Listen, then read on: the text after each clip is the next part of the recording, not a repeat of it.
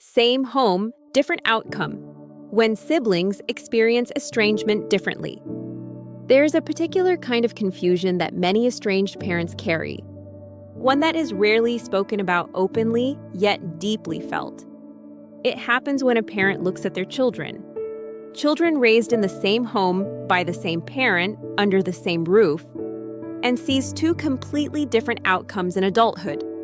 One child remains close, connected, loving. The other becomes distant, guarded, sometimes unreachable. And somewhere inside that contrast, a quiet question begins to form.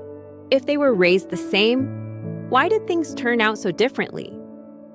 This question is not just intellectual. It's emotional. It's layered with grief, self-doubt, and often an undercurrent of guilt.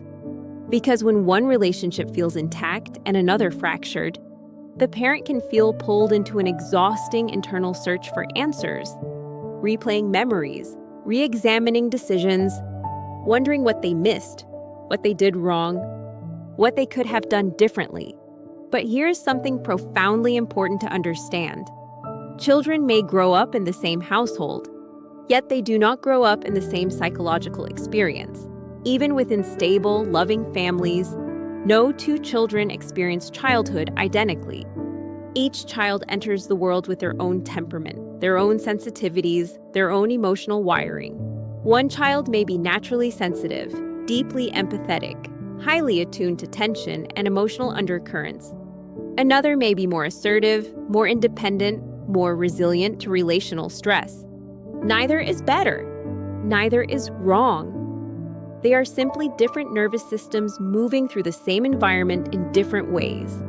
When family dynamics become complicated, through divorce, remarriage, conflict, or subtle alienation pressures, these differences between siblings often become even more pronounced. Because stress does not shape every child in the same direction. One child may respond to tension by becoming the peacemaker, trying to keep harmony, staying emotionally connected to both parents, holding empathy even in difficult circumstances.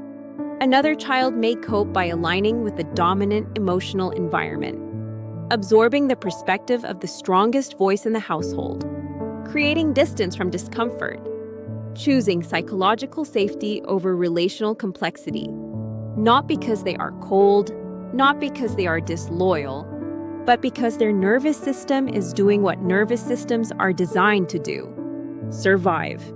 Timing also plays an enormous role. If difficult dynamics began when one child was very young and another was already entering adolescence, their internal processing will be vastly different. Younger children are more suggestible, more dependent on the emotional stability of their primary household, more vulnerable to narrative shaping. Older children may retain stronger independent memory, question inconsistencies, or resist influence more easily. Same family, different developmental windows. Then there are the invisible roles siblings often adopt within a family. Without being assigned, children drift into positions shaped by personality and circumstance. The responsible one, the sensitive one, the mediator, the protector, the independent one. These roles subtly influence how each child interprets stress, conflict, and loyalty. One child may feel compelled to smooth tensions. Another may feel driven to challenge perceived unfairness. One may avoid confrontation. Another may meet it head-on.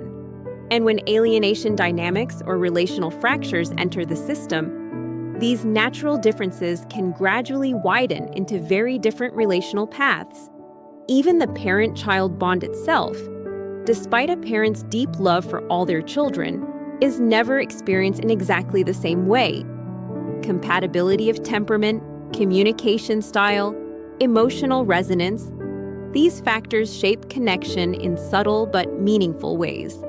One child may feel deeply mirrored by a parent. Another may feel slightly less understood, not unloved, but different. Over time, especially in environments where narratives are influenced or tensions exist, perception can shift. Stories can be retold, memories reframed, comparisons quietly introduced.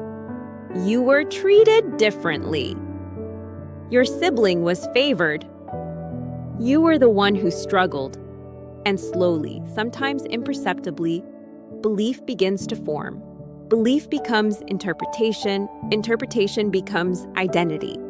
Another factor often overlooked is exposure. Siblings are rarely influenced in identical ways. One child may spend more time in a particular household. One may be more emotionally bonded to a step-parent. One may be more susceptible to suggestion or more affected by relational pressure. Alienation, subtle or overt, is not always evenly distributed. Sometimes one child becomes more deeply drawn into a particular emotional alliance, while another quietly resists or remains internally conflicted. This can leave a parent in a deeply complex emotional reality, feeling grateful for closeness with one child, while grieving distance with another. And this emotional contrast can be extraordinarily painful, because love does not divide neatly. Grief does not stay contained. Relief and heartbreak can coexist in ways that feel confusing, even shame-inducing. A parent may think, "I'm thankful for the child who remains close, but how can I feel relief when another relationship hurts so deeply?" Or worse, if one child stayed connected and one did not, does that mean the estrangement is my fault? But estrangement is rarely explained by a single variable. It is rarely the result of one parenting mistake or one defining failure.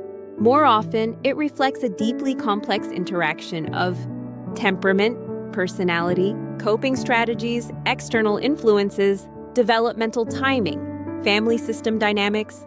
Two children can love the same parent, yet carry entirely different internal narratives into adulthood.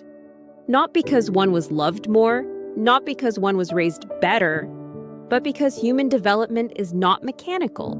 It is emotional, relational, and profoundly individualized.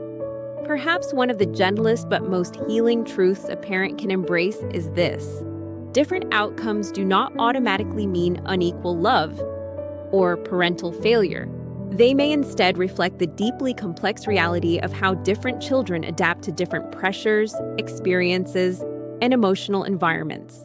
And it is possible, though never easy, to hold space for both realities with compassion. Love for the child who remains close, grief for the child who feels distant, without turning that contrast into a verdict against yourself, because your love did not change, even if the relationships did. Sometimes healing begins not by solving the mystery, but by releasing the assumption that there must be a single, self-blaming answer. If this reflects your experience, if you've lived the quiet confusion of watching siblings grow into very different relationships with you, please know you are not alone in this. If this conversation brought clarity, comfort, or simply a sense of being understood, you're welcome to like and subscribe to Depth of the Quiet.